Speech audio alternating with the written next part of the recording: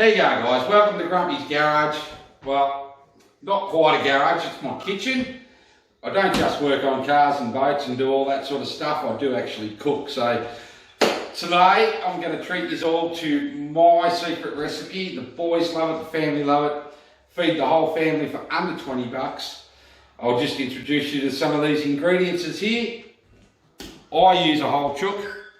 You can actually do this with just chicken pieces if you like, it doesn't matter, whatever floats your boat. So you're going to need chicken, you're going to need some salt and pepper. I like to grind mine. I've got a couple of big chunks in there, I like it chunky. It suits the style of chicken that I'm doing.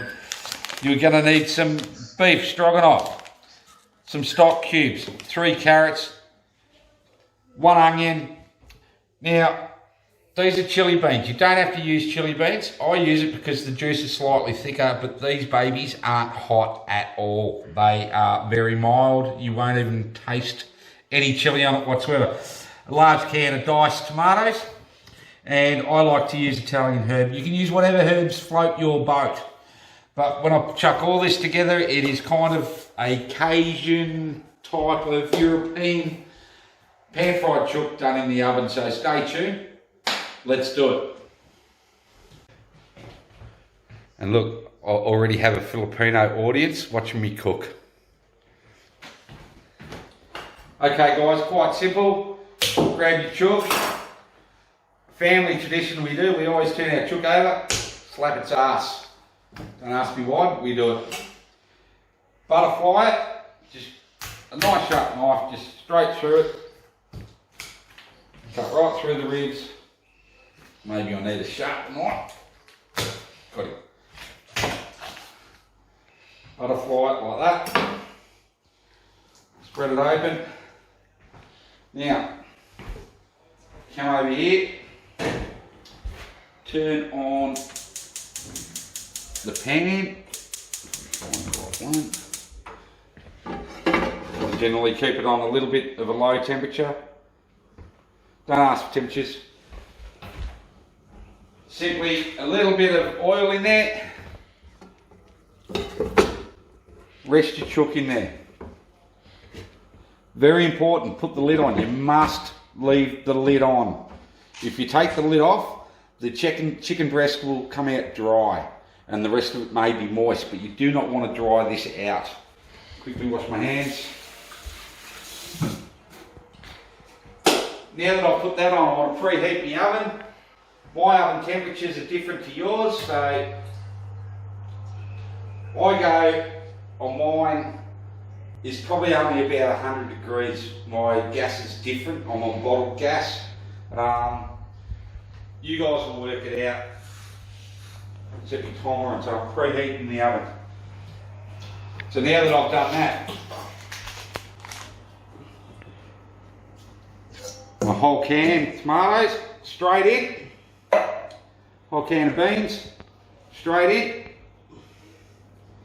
in. Salt, pepper. Put as much in as you like or dislike. It's up to you guys. Herbs, 2 pinches. I'm going to go a couple of splashes. You don't need much because this is quite tasty. And this will cook for just under an hour and a half.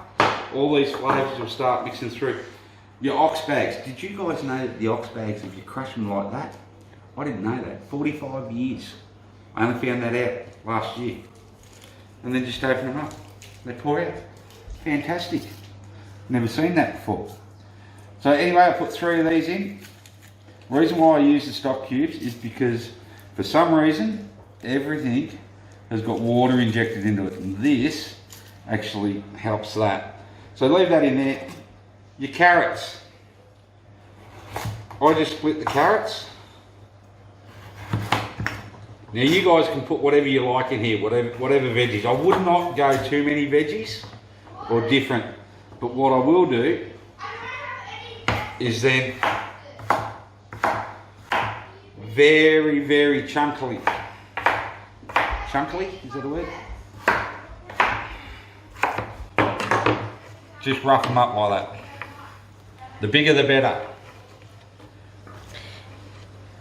Chuck them in. Same as your onions, just nice and chunky. Straight in. Straight in. Just like that.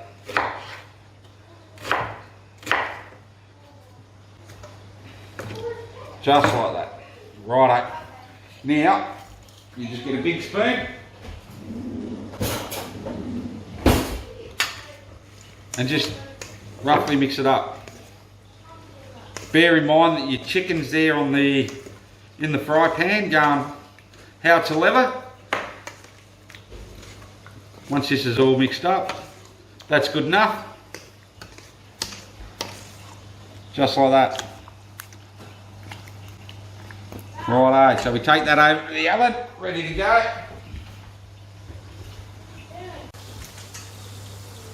Almost forgot to put the beef stroganoff in, guys. So just quickly mix that in. Nice enough. Now, the chicken. It is browning off nicely, so now it's turn it over.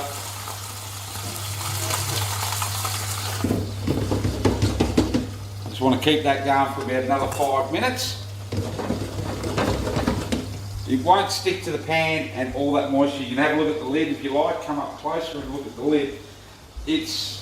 All the moisture is staying inside that pan, so that is not drying out at all.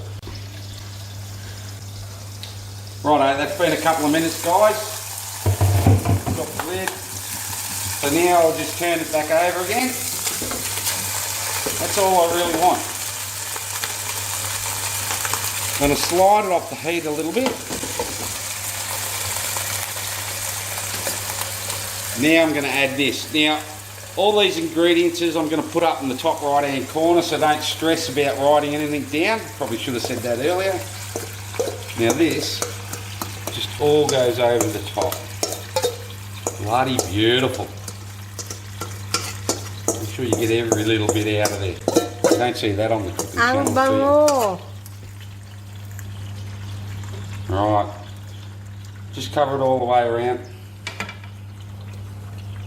Chuck that in there. You want to put your lid back on. Now when you put your lid back on, just give it a bit of a shake around. Now all I'm doing now is I'm just trying to get a little bit of warmth into the marinade and the juices that I've put inside that fry pan. So once I can see that start to get just warm, just bubbling, I'll then chuck it in the hot oven. So the oven will then work perfectly. It doesn't have to heat everything up. This won't take long at all.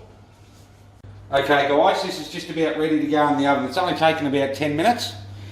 And I'll just lift the lid. You'll just see how it's starting to bubble in there. That's all you want. You don't want to add any more temperature to that. You want the oven and the chook to do its magic together. So chuck it in. Now always dead smack centre of your oven. Sit it in there. Make sure you turn that off. Now guys, you've got plenty of time. Sit down, watch a bit of YouTube, crack a can, have a beer, do whatever you like, because that needs to be in there for an hour and a half. We'll get back to you before then because we're going to prepare some rice, some bread and get it all ready. So back to you in a minute. I do recommend you do it on rice because the juices really get soaked up into it. Shouldn't have to tell you how to do rice, but this is how I do it anyway. Rule of thumb, guys. Jeez, these guys eat a lot of rice. I've just got this little cup out there. Anyway, 4 people having dinner. 4 cups of rice.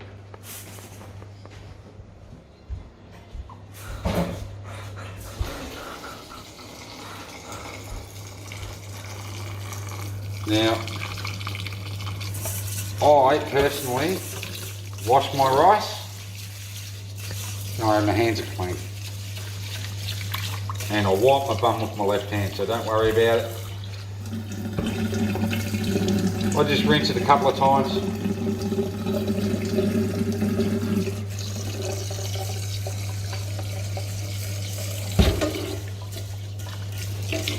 if you don't wash your rice, it's still got all the dust from the transport, everything in it, because they do not wash it when they manufacture it and process it. Righto guys, she's been in the oven for an hour. I'm just going to slide it out. Look at that. Bubbling away nicely. And it's just starting to split it back, which tells me that it's not far off. Not far off cooked. Give that another 15 minutes and we'll take the lid off for 5 minutes just to let the top crisp up. Then we'll start serving it up. Okay guys, time to take the lid off for the last 10 minutes.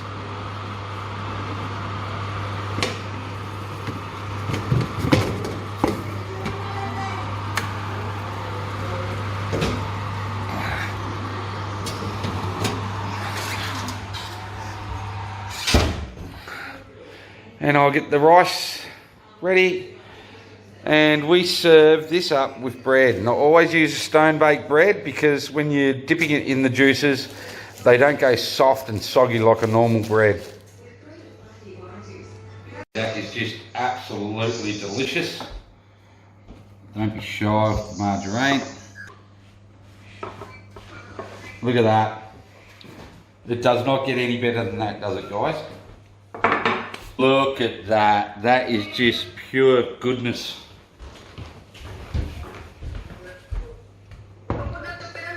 That chicken was probably somebody's pet because you can't get something that delicious. So look at that rice. That rice just falls apart when you wash it. If you don't wash it, it'll be really claggy and everything sticks. Hence the reason why I wash it. Look at this, I've got one son into it already.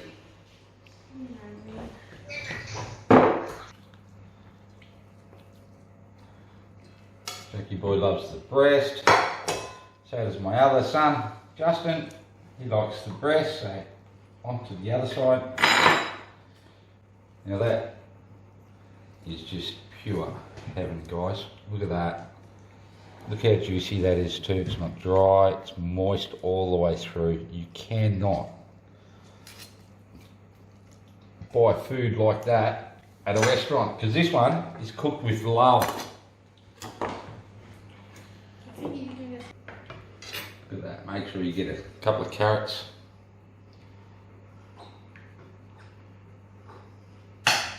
Get juices all over it. Plate this up. Make it look a bit better.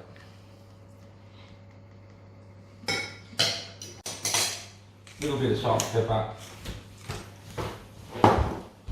And check that out, guys. That is my pan-fried chook.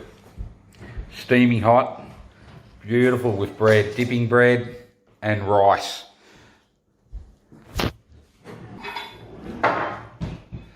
So I hope you've enjoyed that. I hope you guys actually have a crack at it. And if you do and you like it, please subscribe. Please leave a comment. I'd love to know what other people think about my food. But bon appetit.